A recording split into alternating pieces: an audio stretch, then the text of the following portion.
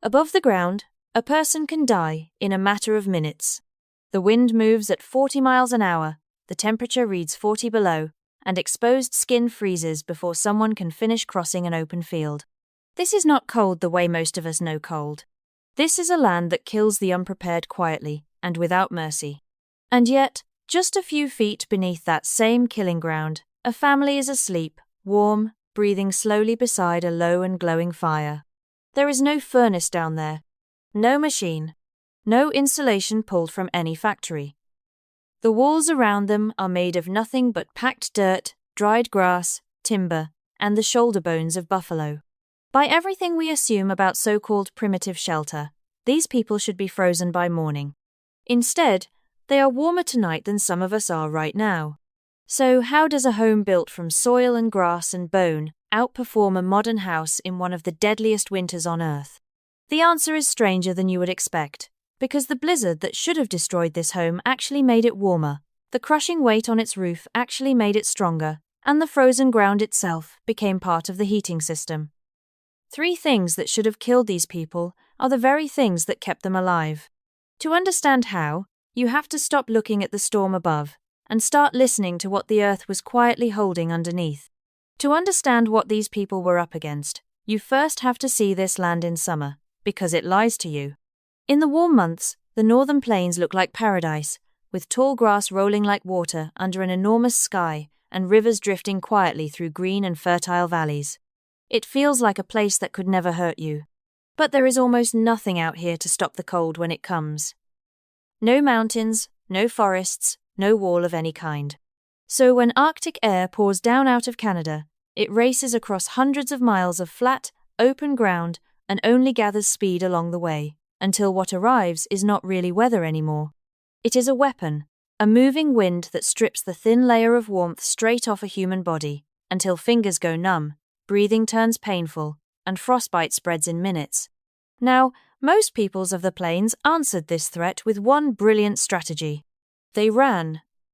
The nomadic nations built the tipi, one of the greatest mobile shelters ever made, shaped to spill the wind and sealed with buffalo hide, and when winter pressed too hard, they simply folded their world and followed the bison south. But the Mandan and the Hidatsa could not run. They were farmers and traders, anchored to permanent villages along the Missouri River, sitting on top of stored corn, beans, and squash, at the center of trade routes that reached across the continent. You cannot carry a granary on your back. You cannot move a city ahead of a storm. They didn't need to be faster than winter. They needed to outlast it. And the answer came from something almost no one else thought to question, a quiet truth hiding right under their feet, because while the air above changed violently hour by hour, the ground itself barely changed at all. Dig down just a few feet, below the frost line, and the temperature holds steady, close to 50 degrees, all year long. The storm could rage as much as it wanted up top. Down there, the earth stayed calm. And that single observation was about to become a home. So instead of fighting the surface, they built into it, carving wide circular pits several feet down and raising their homes half inside the stable, patient earth.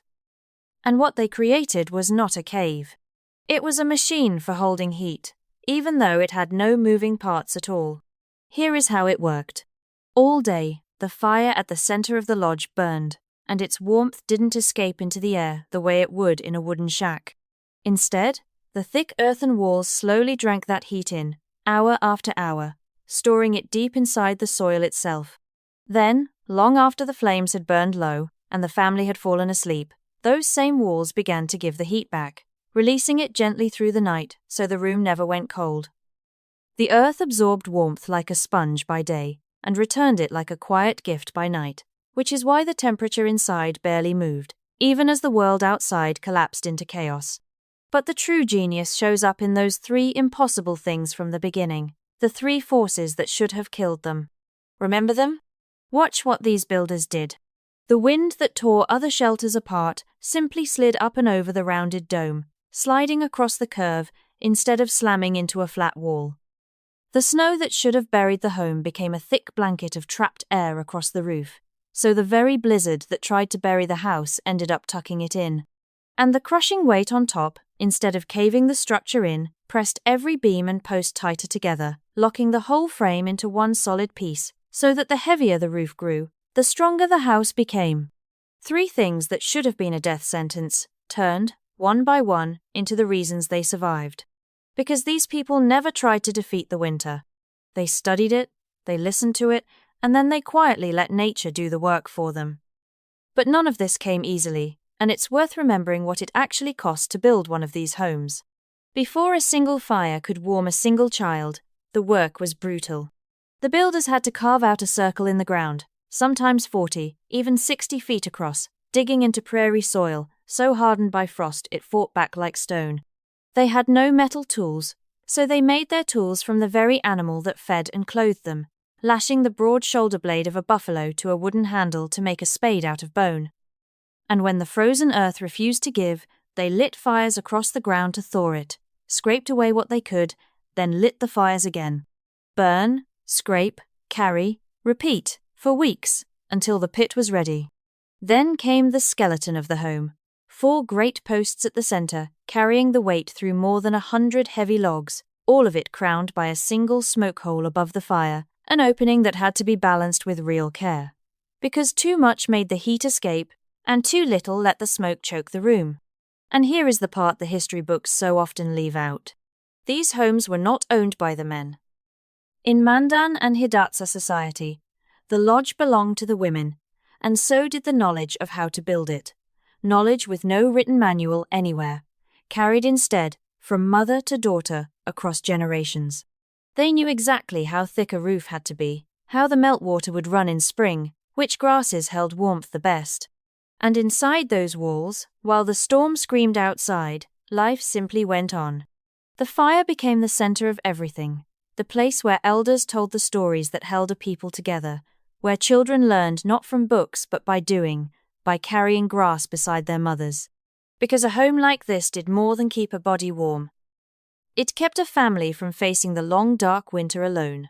By the 1700s, these villages had become something remarkable, thriving centers of trade where thousands of people lived through winters that should have been unsurvivable. And then came something no wall, no fire, and no clever design could ever keep out. Smallpox arrived with European contact, and it moved through these communities with a speed almost too cruel to describe, collapsing whole villages not over generations, but in a matter of seasons. And when the people died, something else died with them, because so much of this knowledge lived only in human memory, in the women who knew the grasses and the elders who knew the storms, and when they were gone, much of that wisdom went silent forever. For a long time the world simply forgot, and outsiders who later found these earthen mounds dismissed them as crude and primitive, the simple huts of a simpler people. They could not have been more wrong. Because what they were actually looking at was one of the most sophisticated pieces of environmental engineering of its entire age. A home that solved heating, airflow, wind, and survival all at once, without a single machine. And here is the part that should stop you. The architects designing our most advanced, sustainable homes today, the green buildings of the future, keep arriving at the very same principles these people mastered centuries ago. We are not inventing this wisdom. We are slowly remembering it. They never tried to conquer the cold.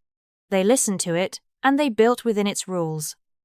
So think back to that family asleep beneath the frozen ground while the storm raged harmlessly above them, and remember that some of humanity's greatest technologies were never powered by machines at all. They were powered by understanding, and they are still here, quietly waiting, just beneath our feet. If this journey into forgotten brilliance moved you, stay with us, and keep following, because history's greatest ideas were never truly lost. They were only buried, waiting for someone to listen again.